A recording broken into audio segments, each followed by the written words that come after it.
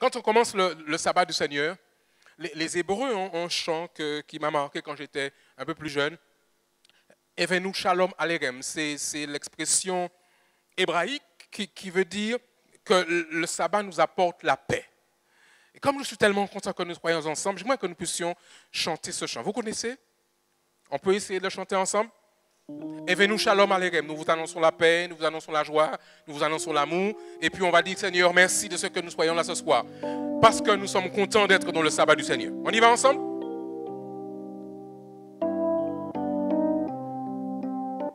Evenu shalom alechem. Evenu shalom alechem. Evenu shalom alechem. Evenu shalom, shalom, shalom. Nous vous annonçons la paix. Tout le monde chante. Nous vous annonçons la paix. Nous vous annonçons la paix. Nous vous annonçons la paix en Jésus. Nous vous annonçons l'amour. Sans l'amour. Nous vous annonçons l'amour. Nous vous annonçons l'amour. Nous vous annonçons l'amour, l'amour en Jésus, la joie. Nous vous annonçons la joie. Un peu plus vite. Nous vous annonçons la joie. Nous vous annonçons la joie. Nous vous annonçons la paix, l'amour, l'amour, la joie en Jésus. Gloire à Dieu de ce que Dieu nous donne ce temps de paix, ce temps d'amour, ce temps de joie dans sa maison. Nous allons baisser la tête et prier.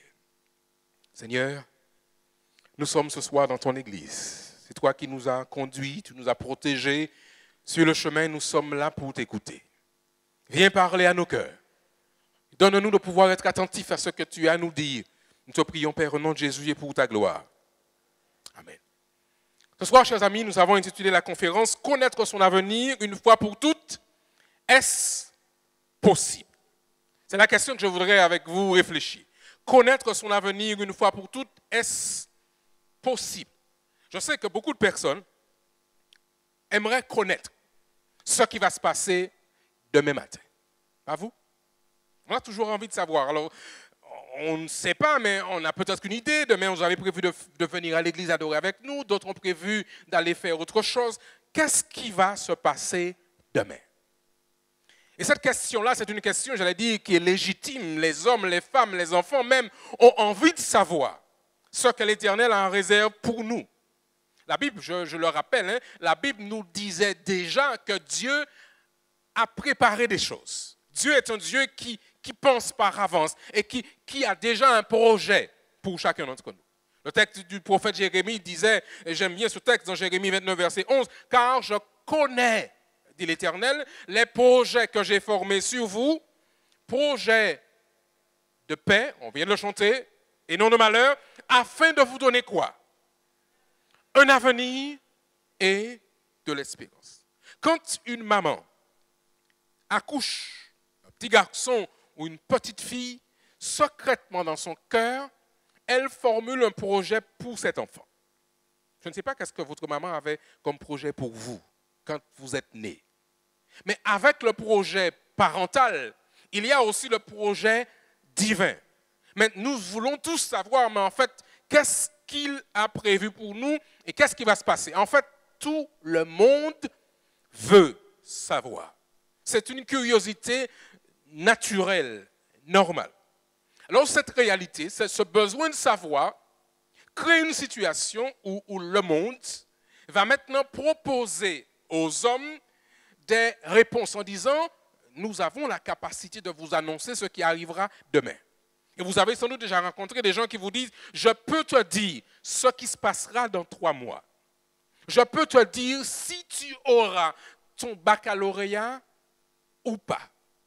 Je peux te dire si tel ou tel projet aboutira. Et comme on a envie de savoir, par curiosité peut-être, nous sommes tentés d'aller voir ce qu'il nous propose, pas vrai? Alors, je sais que vous n'allez pas me dire oui, mais je sais qu'on a tous parfois envie de savoir. Alors, j'ai découvert qu'il y a plusieurs propositions. Je ne prétends pas en faire un listing complet, mais je voudrais juste souligner avec vous quelques-unes de ces propositions qui existent aujourd'hui sur le marché de dire l'avenir. J'ai découvert par exemple qu'il y a quelque chose qu'on appelle la numérologie. Déjà, vous avez dans le mot la racine numéro. C'est une manière, je ne vais pas oser dire, c'est une science, c'est un fonctionnement de personnes qui pensent pouvoir prévoir par les nombres ce qui va se passer pendant les heures de la journée. Prévision numérologique journalière pour déterminer les heures favorables pour agir et pour entreprendre. Alors cette personne va vous donner le chiffre 15 et va vous dire, par exemple, que c'est à 15 heures que pour vous, c'est le bon moment d'investir. C'est le meilleur moment de faire telle ou telle chose. Et ceux et celles qui croient dans son fonctionnement à partir de la numérologie vont se dire, bon, mais ça marche, je l'ai essayé et ça marche pour moi. J'ai découvert aussi, par exemple, qu'il y a aujourd'hui ce qu'on appelle la voyance par domino. Eh oui, c'est une version moderne de la voyance et le jeu des dominos va prédire ce qui se passe sur 30 jours. C'est pas intéressant? Vous êtes tranquille. Pour 30 jours, on sait ce qui va se passer. Paraît-il. Ou bien encore, ça c'est encore plus intéressant. Pour ceux et celles qui ne sont pas encore mariés et qui sont en quête de chercher un chéri, un doudou, ils se disent, mais comment faire pour être sûr que ce jeune homme, c'est la bonne personne? Alors vous allez trouver sur votre magazine, sur les revues, des gens qui proposent un test de compatibilité amoureuse. Et dans ce test, on vous dit de tester maintenant votre compatibilité et d'évaluer le potentiel d'une relation. Alors là, vous êtes tranquille, pas vrai? Vous avez fait le test et le test est positif. Vous dites, ça y est, c'est l'homme qu'il me faut parce qu'il ou elle a passé le test. Et des gens vont essayer ceci et parfois seront surpris du résultat après. Alors, je n'ai pas le temps, je vous dis, je ne suis pas venu ce soir en faire l'apologie ni en faire la publicité, mais il y a astrologie, horoscope, divination, voyance, envoûtement d'amour, envoûtement de rupture, envoûtement de vengeance. Voici, mesdames et messieurs, des choses qui fonctionnent, qui sont proposées aujourd'hui sur cette terre à Fort-de-France, au Lamentin, à Ducos, à Saint-Esprit. Et des gens, entendez-vous bien, mesdames et messieurs, sont prêts à investir leur argent, les euros qu'ils ont sués pour travailler, sont prêts à investir ces euros-là pour, paraît-il, avoir une réponse à leurs questions parce qu'ils veulent savoir. On pourrait parler aussi de mauvais œil. On parle de guérison populaire, on parle d'incantation, on parle de rituels de magie, magie blanche, magie noire, magie de l'argent. Et pour être plus proche de chez nous, on parle bien de quimbois, de gadettes affaires. Et tout ceci est proposé aujourd'hui. Et il se trouve même que certaines personnes semblent dire qu'il y a une valeur scientifique à ce genre de choses. Mesdames et messieurs, chers amis, je dis bien que tout le monde veut savoir. Je me suis retrouvé il y a cela quelque temps dans un bureau de poste derrière un client qui était avant moi. Et quand il est venu faire une opération, celle qui le servait lui dit « Monsieur, votre compte en banque dépasse le quota autorisé. Il faut ouvrir un autre compte. » J'aimerais tellement que mon banquier me dise ça. Mais il se trouve que ce monsieur qui était devant moi est l'un des grands marabouts de Fort-de-France. C'est-à-dire que la population entière vient lui apporter son argent. Et voici que la dame à la poste lui dit que son compte est trop rempli et qu'il doit ouvrir un autre compte. Mesdames et messieurs, si je dis bien que tout le monde veut savoir, et les grands comme les petits, les chefs de cabinet, les médecins, les enseignants, comme la petite femme de ménage, tout le monde va consulter. Mais il y a pire. Il y a pire, chers amis. Pour leurs grandes décisions, de nombreuses grandes entreprises font appel à ce qu'on appelle des conseillers en ressources humaines qui sont également spécialistes de la voyance, adaptés au choix du nouvel employé. Alors vous avez étudié, vous avez fait vos 3 années d'études, vous avez votre BTS, il est tout chaud, mais vous n'êtes pas embauché sur la base de ce que vous savez faire, vous êtes embauché sur la base de ce que vous dégagez, sur votre karma, sur les ondes que vous dégagez. Et voici aujourd'hui ce qui se passe maintenant, mesdames et messieurs, dans les grandes entreprises de la place, ici et ailleurs. Même les gouvernements consultent ce genre de personnes pour prendre des décisions. Que Dieu nous protège. Si les décisions, même au niveau gouvernemental, sont prises sous l'influence de ce genre de personnes. On parle même, mesdames et messieurs, il faudrait même que je baisse le ton pour le dire. On parle même aujourd'hui à la Martinique de sacrifice humain. De sacrifice humain.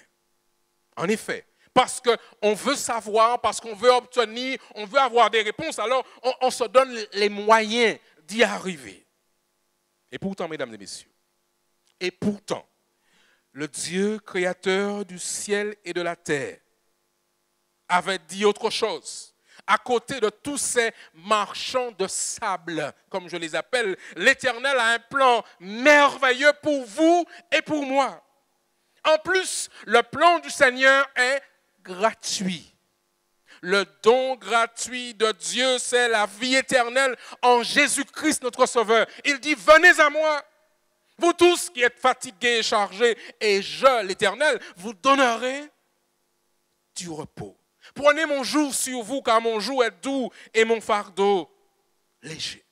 Mesdames et messieurs, chers amis, le plan de Dieu est révélé dans sa parole. La Sainte Bible, ce livre constitue la volonté révélée de notre Seigneur et Sauveur. Mais il nous faut prendre le temps d'étudier ce livre. J'ai découvert que l'Éternel avait déjà dit beaucoup sur ces réalités que nous considérons ce soir. Ouvrez avec moi, par exemple, vos Bibles dans le livre du prophète Ésaïe. Au chapitre 41, il lit des choses qui valent la peine d'être soulignées. Vous êtes dans l'Ancien Testament, avant le livre du prophète Jérémie, vous avez son contemporain Ésaïe. Au chapitre 41, versets 22 à 24, voilà ce qu'il dit. Et l'Éternel pose des questions qui sont fortes. Il entre dans une conversation avec nous, les hommes, les créatures. Voilà ce qu'il dit. Ésaïe 41, vous avez trouvé versets 22 à 24.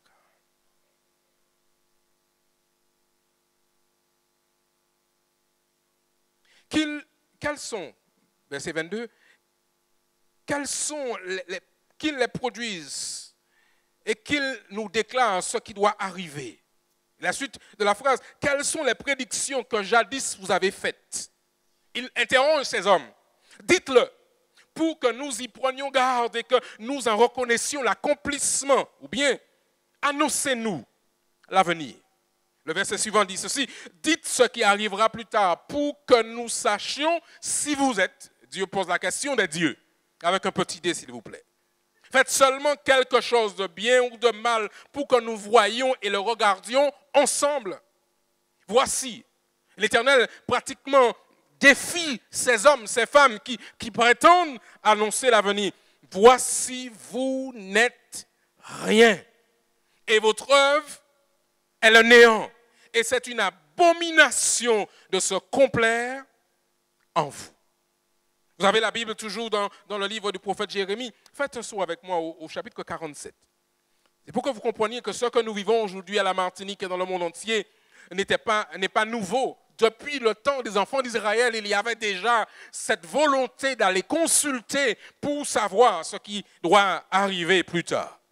En effet, dans Isaïe 47, verset 13 et verset 14, il dit à son peuple, à ses enfants, à ceux qu'il aime, tu t'es fatigué à force de consulter, qu'ils se lèvent donc et qu'ils te sauvent finalement. Ceux qui connaissent le ciel, qui observent les astres, qui annoncent d'après les nouvelles lunes ce qui doit arriver. Voici ces hommes, ces femmes, et moi qui ajoute, ils sont comme la paille. Le feu les consume. Ces gens prétendent connaître l'avenir, prétendent annoncer des choses, mais Dieu déclare que ces personnes sont comme de la paille. Regardez encore, chers amis, ce que dit la Bible, parce qu'il est important que les chrétiens, ceux qui veulent suivre le Seigneur, découvrent que Dieu a un discours à ce sujet. Ésaïe 8, verset 19. Ésaïe 8, verset 19, vous avez trouvé, nous n'étions pas trop loin.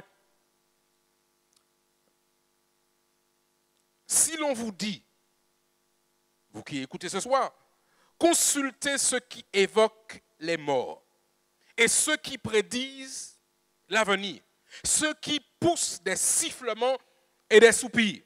Qu'est-ce qu'il faut répondre? Un peuple ne consultera-t-il pas son Dieu? S'adressera-t-il aux morts en faveur des vivants? Regardez encore Ésaïe 44, parce que je trouve ceci fantastique que Dieu donne les réponses à ces problématiques. Ésaïe 44, verset 6 et verset 7. Ainsi parle l'Éternel, le roi d'Israël et son Rédempteur, l'Éternel des armées. Je suis le premier, je suis le dernier. Hors de moi, il n'y a point de Dieu. Le seul qui connaisse l'avenir, c'est Dieu, parce qu'il est Dieu. Il existe de toute éternité. Il n'a jamais de fin, il n'a pas de fin et de commencement. Comme qui a, dit-il l'Éternel, comme moi, fait des prédictions, qu'il le déclare et me le prouve. Depuis que j'ai fondé le peuple ancien, qu'ils annoncent l'avenir et ce qui doit arriver. L'Éternel veut que nous comprenions que son plan est clair. On peut lire encore Ésaïe 46, si vous permettez. Ésaïe 46, versets 9 à 10. Toujours encore l'Éternel qui interpelle les hommes, les femmes, ceux qui ont charge d'une famille.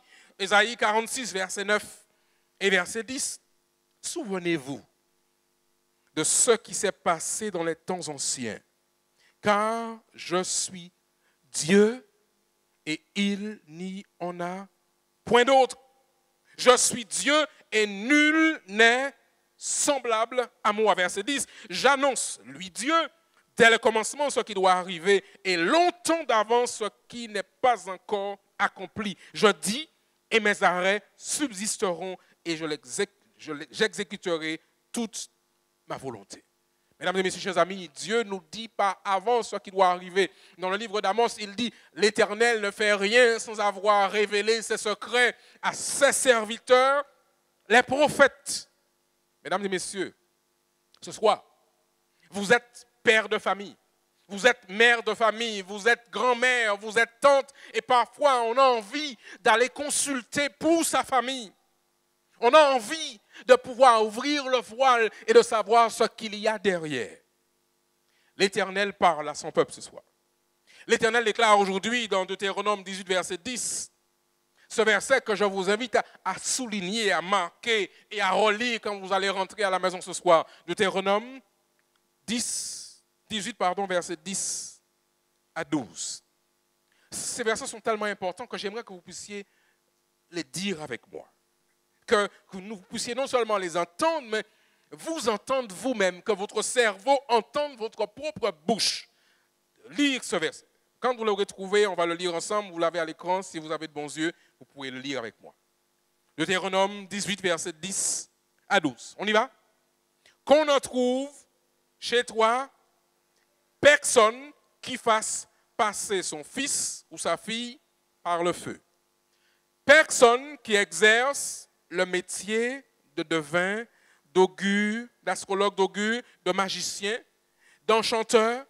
Personne, il répète encore, qui consulte ceux qui évoquent qui? Les esprits ou disent la bonne aventure. personne qui interroge les morts. Et le verset 12, voilà comment il se dit.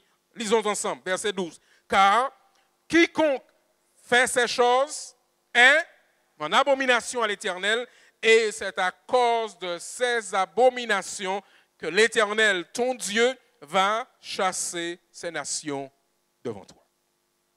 Alors, vous allez me dire, pasteur, c'est vrai, la Bible dit ça. Mais je suis né couronné voilé. Je suis né coiffé. Et par conséquent, je suis né avec un pouvoir. Et je regarde Flamand et je peux déjà dire ce qui va se passer demain. C'est Dieu qui m'a donné ce talent, ce don, alors je m'en sers. Je réponds, selon ce que déclare le texte du Seigneur, qu'on ne trouve chez toi qui? Personne qui exerce le métier de devin, d'augure, d'astrologue, de magicien, d'enchanteur, personne qui dise la bonne aventure. Pour ceux qui ont beaucoup voyagé, vous êtes retrouvés sans doute parfois dans les rues de Paris, dans le métro, et puis la petite zigane là, elle vient vous dire, monsieur, laissez-moi lire pour vous les lignes de la main. Le texte est clair, qu'on ne trouve chez toi personne qui évoque les esprits ou qui disent la bonne aventure. Personne qui interroge les mots. Certaines personnes, pas ici mais ailleurs, avant qu'ils ne mettent leurs pieds par terre du lit, doivent consulter leur horoscope pour savoir ce que Dieu, ce que les astres réservent pour eux. Selon qu'ils sont tel ou tel signe, on leur dira aujourd'hui c'est une bonne journée, aujourd'hui c'est une mauvaise journée. Et ils fonctionnent avec ça. L'Éternel est simple et clair. Qu'on ne trouve chez toi personne. Alors, parce que Dieu nous dit toutes ces choses-là, quand on va consulter les morts, votre grand-mère, qui est décédée il y a 5 ans, ne peut rien venir vous dire. Elle ne peut pas vous dire que votre mari vous trompe. Ce n'est pas vrai. Celui qui vient vous dire ça, ce n'est pas votre grand-mère, ou celle qui vient vous le dire. Ce n'est pas votre grand-mère ou votre tati qui est déjà défunte qui vous dit « Mais oui, vous pouvez marier, c'est un bon petit garçon. » Et vous vous réveillez, vous dites « Ah Seigneur, tu as répondu à ma prière. » Pas du tout. Les morts ne savent rien. Je voudrais le répéter parce que parfois on a tendance à l'oublier. Les morts ne savent rien. Ni Marie qui est morte, elle ne sait pas non plus. Ni l'apôtre Pierre, qu'on appelle Saint Pierre, qui est mort, il ne sait rien. Il ne peut pas intercéder pour nous parce qu'il est mort. Ni Abraham, ni Jacob, ni tous les autres qui sont morts parce qu'ils sont morts. Alors, mais qui sont ces personnes que nous voyons, qu'on nous fait voir? Qui sont-ils ceux qui parlent et qui nous révèlent l'aventure? La Bible est claire. Dans le livre de l'Apocalypse, au chapitre 16, verset 14, voici en quels termes Dieu dit qui fait quoi. Apocalypse 16, verset 14, car ce sont des esprits, dites avec moi, de démons qui font des prodiges et qui vont vers les rois de toute la terre afin de les rassembler pour le grand combat du jour du Dieu Tout-Puissant. Ce sont des esprits de démons, mesdames et messieurs. Alors les Martiniquais n'aiment pas entendre ça parce que maintenant nous voulons valider notre histoire, notre culture et faire croire que ces pratiques qui sont arrivées du grand continent, l'Afrique, sont des choses qu'il nous faut valoriser. La Bible est claire, que ça vienne de l'Afrique, que ça vienne de la Russie, que ça vienne des États-Unis, c'est la même chose. Dieu déclare que ce sont des esprits de démons. Or, les morts ne savent rien. Par contre, la Bible nous dit que quand les morts qui sont morts en Jésus vont entendre sa voix, que vont-ils faire? Ils vont se réveiller. En effet, Thessaloniciens 4, verset 16 déclare « Les morts en Christ ressusciteront. » Mais s'ils ressuscitent, ça veut dire qu'ils sont morts. Entre-temps, pas vrai? Comment peut-on, ma grand-mère qui est morte, peut-elle venir me dire quelque chose si elle est morte? Et si le Seigneur me dit que les morts en Christ ressusciteront premièrement. Alors la question, malgré tout on la pose parce qu'elle vaut la peine d'être posée, est-il vraiment possible de connaître son avenir? Pouvez-vous, madame, monsieur, connaître ce que Dieu a en réserve pour votre famille? Qu'est-ce qu'il a prévu pour vous? J'ai envie de répondre par un oui affirmatif, par un oui, parce que Dieu a un plan. Et si nous suivons son plan, nous sommes sûrs de la destinée finale. C'est garanti. Alors, je partage avec vous 10 éléments rapides par rapport au plan du Seigneur que nous allons découvrir ce soir. Le premier élément de ce plan, chers amis, il faut passer du temps à découvrir le plan de Dieu dans sa Bible de manière quotidienne. Je répète, parce qu'on doit l'inscrire, chaque famille doit passer du temps à découvrir le plan de Dieu. Où ça? Dans le livre.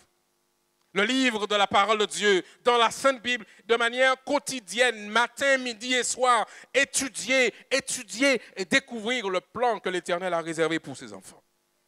Deuxièmement, mesdames et messieurs, chers amis, si nous voulons connaître l'avenir, si nous voulons que Dieu se révèle à nous, il nous faut prier ensemble régulièrement. Je dis bien pour votre famille, pour la mienne, pour celles et ceux que vous aimez, il faut s'arrêter un instant et prier ensemble régulièrement. Et plus nous le faisons souvent, plus nous restons ensemble. On dit bien, le proverbe dit souvent, une famille qui prie ensemble reste ensemble. Oh, mesdames et messieurs, je vous invite à prier ensemble avec vos enfants, si vous en avez.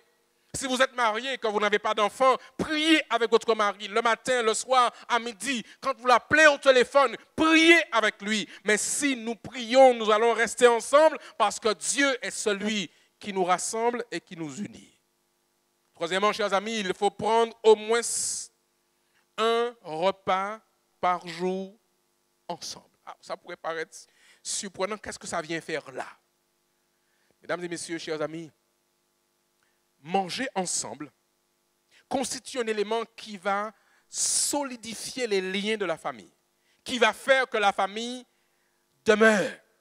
Alors aujourd'hui, de plus en plus, jadis on mangeait encore ensemble. Aujourd'hui, avec la vie trépidante que nous avons, on part tôt le matin pour éviter l'embouteillage et puis on reste jusqu'à 16h, on rentre dans l'après-midi ou bien on travaille tard le soir. On n'a pas le temps de manger ensemble. Mais tout le monde, très souvent, je ne dis pas tout le monde, Seigneur, pardon, mais beaucoup mangent devant le poste de télévision. C'est ça qui nous rassemble. Mesdames et messieurs, il a été démontré qu'une famille qui mange, qui prend au moins un repas par jour ensemble, a des liens familiaux plus intenses, plus forts. Organisez-vous. Que ce soit le matin, si on a le temps de prendre le petit déjeuner ensemble, prenons-le ensemble. À midi, vous n'êtes pas rentrés, les enfants sont à l'école, à la cantine, mais au moins on a mangé ensemble le matin. Si ce n'est pas possible le matin parce qu'il part trop tôt, le soir, au moins qu'on s'organise pour pouvoir prendre au moins un repas ensemble. Il y a un élément bienfaisant à s'asseoir et à partager autour d'un repas que Dieu nous aura donné. Quatrièmement, il faut jouer et faire des choses ensemble. Et oui, c'est bien ce que je dis, jouer ensemble. Prendre du temps, s'asseoir par terre et puis faire un puzzle avec les enfants. Ou bien prendre la PlayStation du garçon et même s'il va vous battre, ça ne fait rien, mais jouer avec lui. Ou bien aller dehors et puis essayer de voir s'il vous reste encore un peu du football que vous aviez, puis faites 50, si vous ne savez pas faire 50, faites-en 10. Avec le ballon, ou bien aller tirer quelques paniers de basketball, quelque chose. Jouez ensemble avec vos enfants. Ceci tisse des liens, vous permet d'échanger avec eux à un autre niveau et va garder la famille ensemble. Ou bien sûr, vous allez me dire, mais pasteur, je comprends ce que vous dites, c'est bien, mais je travaille, je suis occupé, je n'ai pas le temps. Alors il sort de l'école, il va en garderie, ensuite il rentre à la maison devant le poste de télévision et vous n'avez pas vu de la journée, il va se coucher. Demain matin, vous êtes déjà parti. Parfois, on passe la semaine sans avoir échangé vraiment. On ne se connaît pas, on est pratiquement des étrangers. C'est tout juste si quand vous rentrez à la maison, il ne vous dit pas bonjour monsieur. Parce qu'il ne vous a pas vu depuis longtemps, on n'a pas eu du temps à être avec cet enfant. Il faut s'organiser. J'ai entendu l'histoire de ce jeune garçon qui a demandé à son père combien coûte une consultation. Alors le père demande à son fils, mais pourquoi la question? Non, je veux savoir, papa, combien coûte ta consultation? Le père était avocat, le père lui dit le prix de moyen d'une consultation. Le petit garçon rassemble ses économies pendant 2-3 semaines. Et puis il dit, papa, compte. Et puis le père fait, oui, est-ce que je pourrais avoir 1 heure avec toi? Vous imaginez, chers amis, que des enfants soient tentés de vouloir acheter un peu de temps avec leurs parents. Oh, chers amis, la Martinique, jadis, était plus proche de nos tout petits. Maintenant, on vit comme les grandes métropoles. On n'a pas du temps pour nos tout petits. Il y a quelques années de cela, j'ai rencontré pas loin d'ici un jeune garçon, il a environ 21 heures, il a 12 ans. Il me dit, monsieur, est-ce que vous pouvez me permettre d'utiliser votre téléphone? Je lui dis, c'est pourquoi? Il me dit, je vais appeler mon papa. Je lui dis, écoute, donne-moi le numéro, j'appelle ton papa pour toi. J'appelle, et puis, qu'est-ce qu'il faut que je lui dise? Papa, viens me chercher. Il est 21 heures, on est du côté de la cité Bonaire. Le garçon habite à Godissa. Le père me dit au téléphone, même mon qui était mené là, dit mon viré mené monter. Voici la réponse d'un père. Vous vous rendez compte dans quelle situation nous nous trouvons? Je ne sais pas comment il a fait pour arriver là, mais toujours est-il qu'il se dit, peut-être que mon père viendra me chercher. Et voici la réponse d'un père. Je ne vous dis pas ce qui s'est passé après, comment j'ai échangé avec lui, mais toujours est-il que voici le monde dans lequel nous vivons. Passez du temps avec vos enfants, chers parents. Cinquièmement, il faut aller à l'église ensemble. Amen. Ce n'est pas facile, mais vous savez, si vous n'avez pas pris l'habitude d'aller adorer à l'église avec vos enfants quand ils ont 6 mois, ce n'est pas quand ils auront 16 ans qu'ils vont commencer à y aller. Ok? Il faut que nous puissions le plus tôt que possible leur donner l'habitude de venir ensemble en famille adorer Dieu. Et alors ils prendront cette habitude de venir découvrir, rencontrer le Seigneur. Il faut aller adorer Dieu ensemble. Sixièmement, il faut, quand c'est possible, je dis bien quand c'est possible, qu'il y a une interaction entre au moins 2 ou 3 générations. La grand-mère, la maman et le petit-fils ou la petite-fille. Là encore, nous sommes partis d'une époque où nous avions rassemblé autour de la maison ces 3 voire 4 générations. Maintenant, de moins en moins, on se retrouve à avoir ce contact. Les enfants ont besoin de savoir d'où ils viennent. Qu'est-ce qu'ils ont reçu comme héritage? Et dans cette interaction avec ces 3 générations, voire 4 quand c'est possible, ils peuvent déjà déterminer ou former leur personnalité à partir de cette interaction. Aujourd'hui, de moins en moins, on a le temps pour les grands-parents. Parce qu'on habite Fort-de-France, certains sont encore à la campagne, sont dans les communes, on ne les voit pas souvent, on les appelle peut-être de temps en temps au téléphone, et puis le lien se perd. Parfois, les grands-parents sont à l'étranger, nous sommes ici, et puis de moins en moins, chers amis, gardons ce lien familial. Continuons à nous fréquenter, parents, enfants, que Dieu puisse maintenir cette famille. Septièmement, chers amis, il faut, je l'affirme, une figure masculine et une figure féminine forte qui exerce une influence positive. Idéalement, chaque famille est constituée d'un père et d'une mère. Je dis bien idéalement. Comme nous ne vivons pas dans un monde parfait, il y a des familles qui élèvent les enfants tout seuls. Il y a des hommes qui sont seuls à élever leurs enfants, des femmes qui sont seules à élever leurs enfants. Quand c'est le cas, il faut s'organiser pour qu'il y ait malgré tout une figure masculine ou féminine qui va jouer le rôle qui était prévu par le Créateur pour le développement de ces petits-enfants-là. Une figure masculine, une figure féminine, je le dis bien forte, mais qui exerce une influence positive. Il y a parfois des parents qui sont des parents de nom. Pasteur Gély les décrivait la semaine dernière comme étant des géniteurs, mais sans exercer vraiment un ministère parental. Il faut dans chaque famille une figure masculine, une figure féminine forte. Et nos enfants vont apprendre à s'identifier à ces figures masculines ou féminines positives qui vont aider nos enfants à avoir un goût d'avancer. Huitièmement, pour nous ce soir, chers amis, il nous faut être une famille. Je parle de ceux qui voudraient que leur famille aille loin, qu'il y ait un projet, que quelque chose se réalise. Il nous faut être une famille où l'on ne consomme pas de boissons alcoolisées et de drogue. Mesdames et messieurs, l'alcool et les drogues ont fait déjà suffisamment de dégâts. Aujourd'hui, à la Martinique et dans le monde entier, des familles doivent se distinguer comme étant des familles où on n'est pas accro à la drogue, où on n'est pas dans une pratique d'alcoolisme ou d'alcoolisation, parce que Dieu veut que nos cerveaux soient clairs, qu'ils réfléchissent, qu'ils soient en mesure de prendre les bonnes décisions.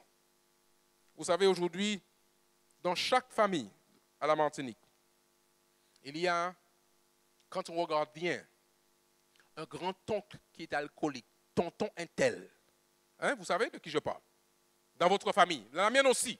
Dans chaque famille, on a ceux et celles qui se sont détruits à l'alcool. Ils passaient leur temps devant les bars. Le matin, au réveil, ils sont là. Le soir, au coucher, c'est là qu'on les retrouve.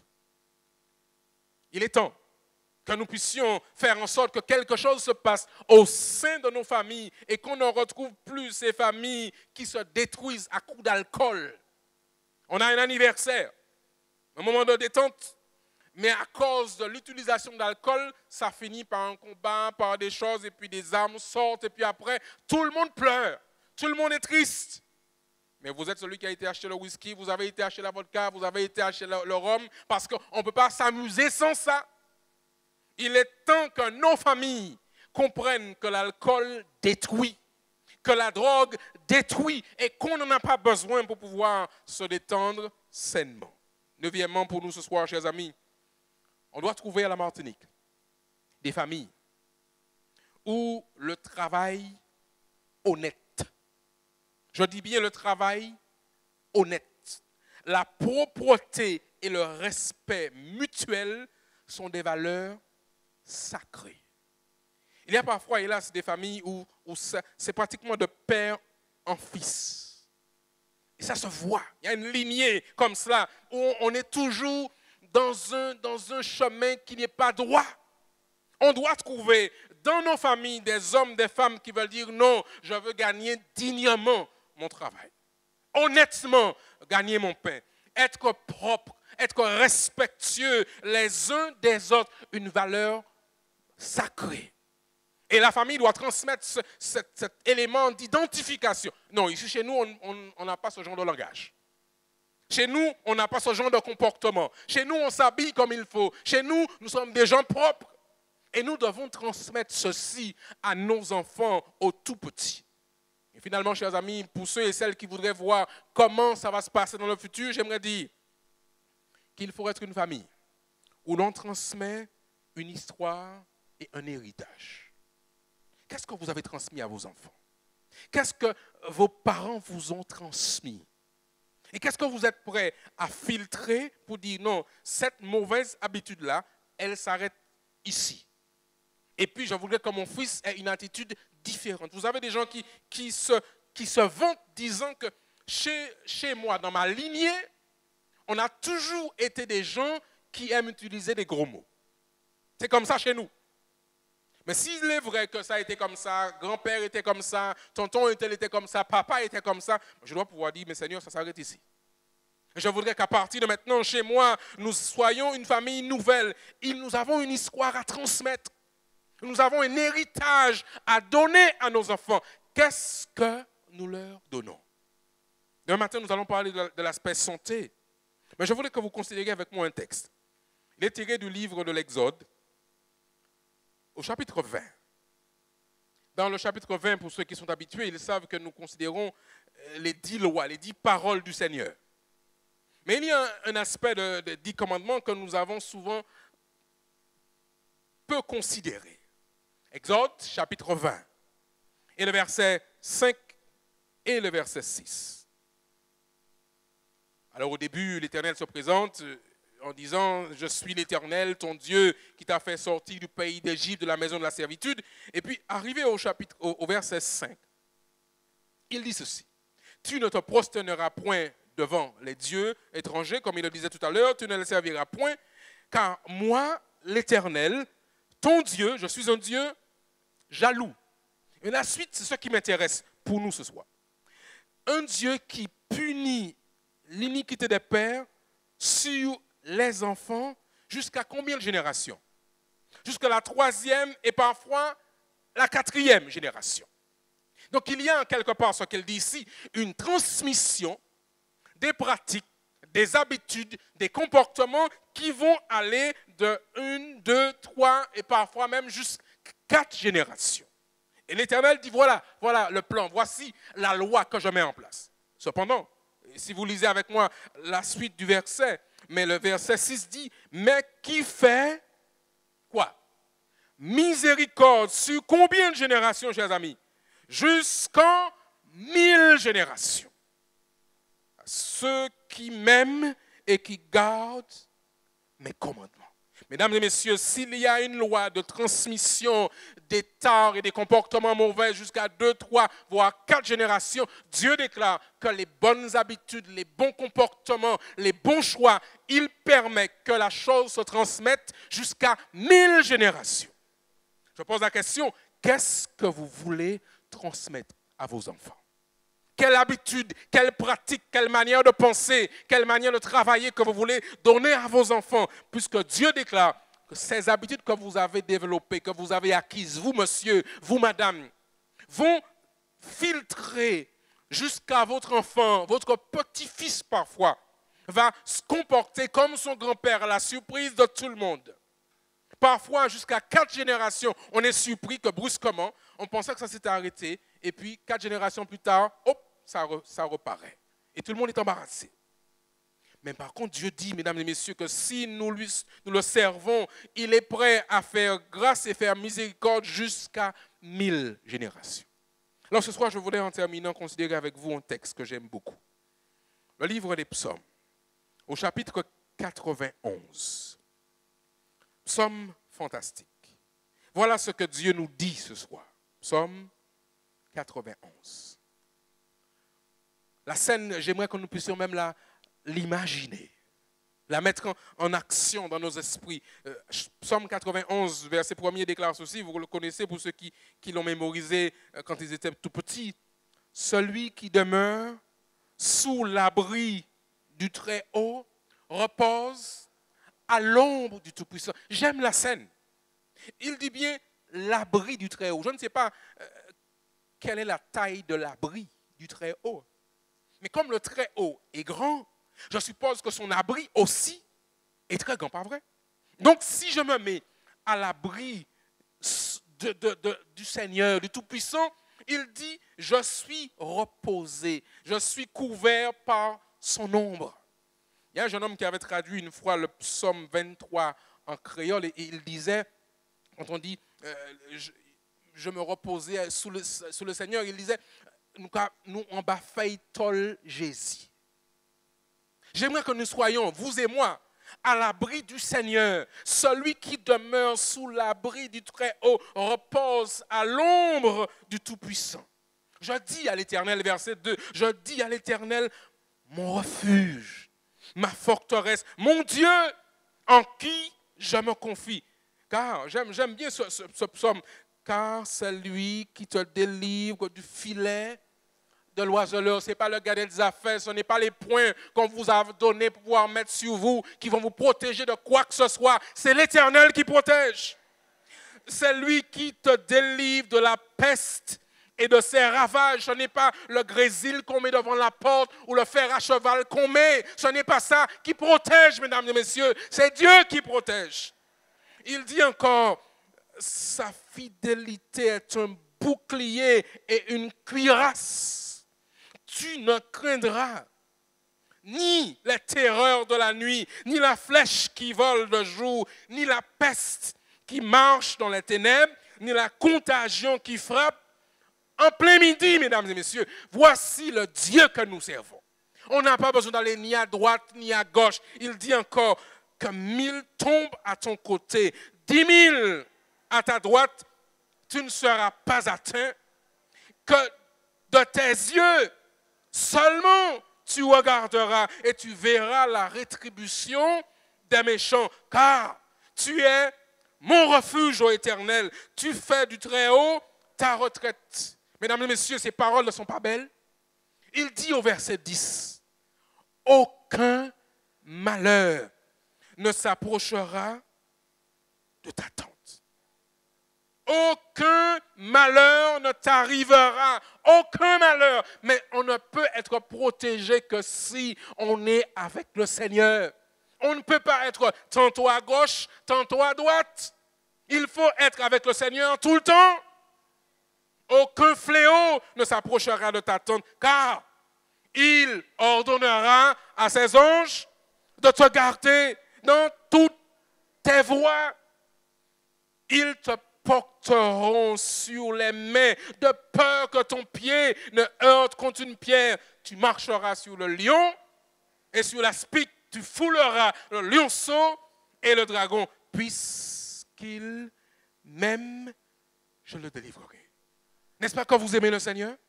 N'est-ce pas que nous aimons Dieu?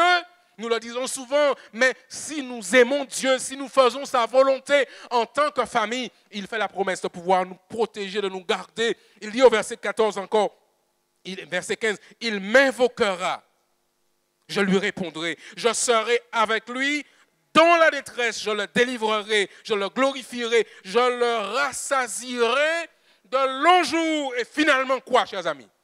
Finalement, je lui ferai voir mon salut. Le texte est beau et nous voulons aller ensemble au ciel en famille.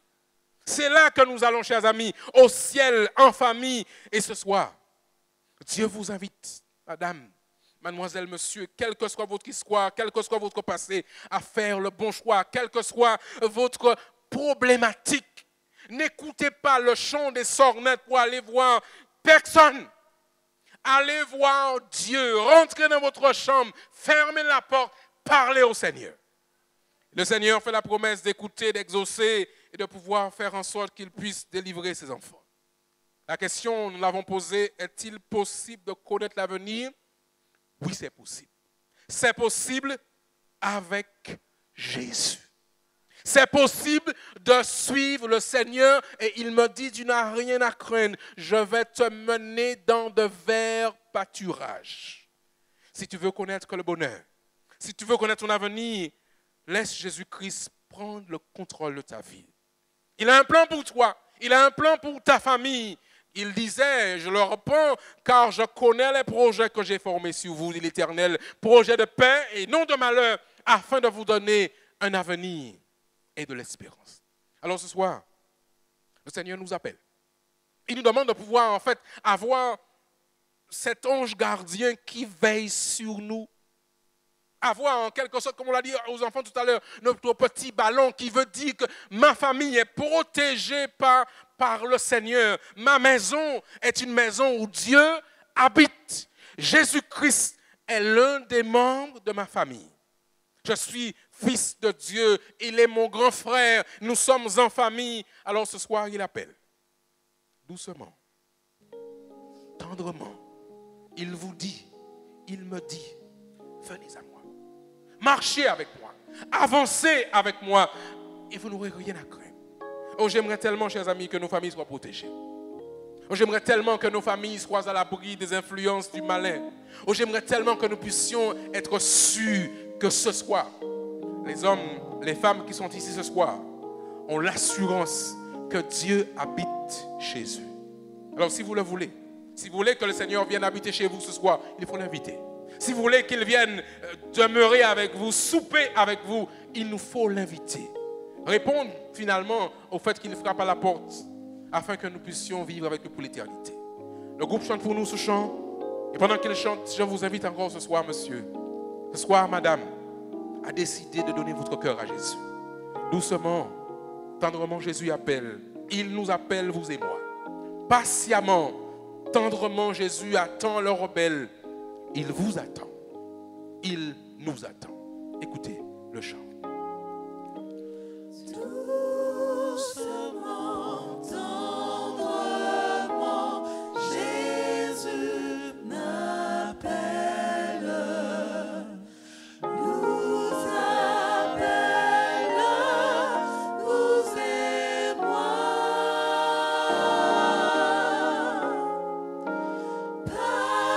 Patiemment, Jésus attend le rebelle. Il nous attend, vous et moi. Vous voulez chanter avec nous le chant si vous le connaissez? Venez.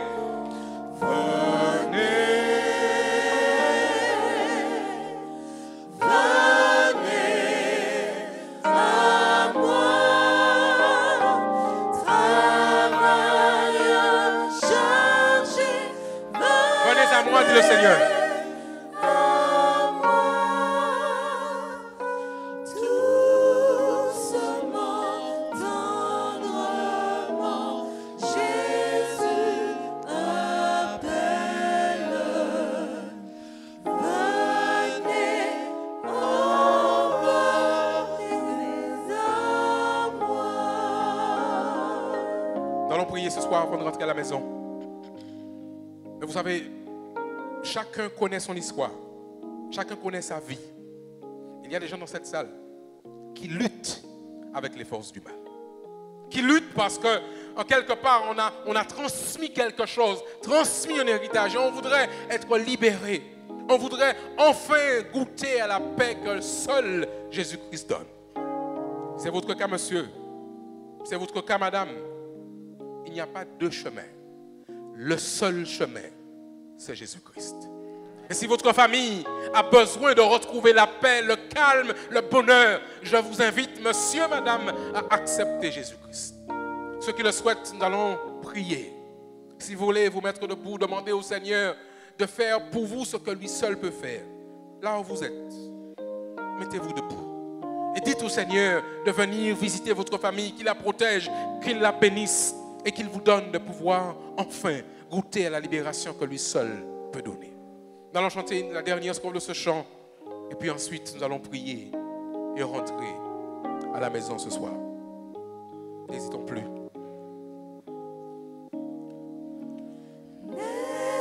N'hésitons plus puisque le Sauveur plaide pour vous et pour moi. Par des soupirs, l'Esprit Saint intercède. Et c'est pour vous et pour moi. Venez, dit le chant, venez à moi.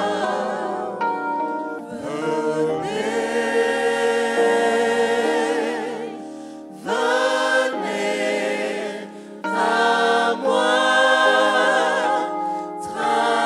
travailleurs chargés, venez à moi, doucement, tendrement, Jésus appelle. Venez, oh venez à moi. Nous allons prier notre Seigneur. Éternel Dieu, tu as un plan pour notre famille. Un plan de bonheur sur cette terre en attendant de voir ta face. Mais nous sommes dans une terre malade, une terre où nous avons reçu parfois des choses mauvaises de par nos ancêtres. Mais nous voulons ce soir couper ce lien, afin que notre famille, à partir d'aujourd'hui, avance résolument avec toi vers le ciel. Ô Seigneur, visite les familles qui sont ici ce soir. Visite ces hommes et ces femmes qui ont besoin de délivrance, qui ont besoin de soulagement, afin qu'ils sachent que le Dieu que nous servons est tout-puissant et qu'ils n'ont rien à craindre. Donne à ses amis de pouvoir continuer à venir soir après soir, être avec nous demain pendant la journée de sabbat, afin que nous puissions découvrir encore ce qu'il a en réserve pour nous. Et alors qu'ils rentrent au Seigneur, accompagne-les avec ta paix et ta grâce. Que tu bénisses ceux qui nous écoutent par le biais des ondes de la radio, ceux qui nous regardent sur l'Internet. Que tu les bénisses, quel que soit là où ils sont, Seigneur. Et que ta paix, que ta grâce visite chaque foyer. Et qu'ensemble, grands et petits, hommes et femmes, puissent dire « Merci Seigneur. Merci Seigneur. » Nous avons prié au nom de Jésus et pour ta gloire.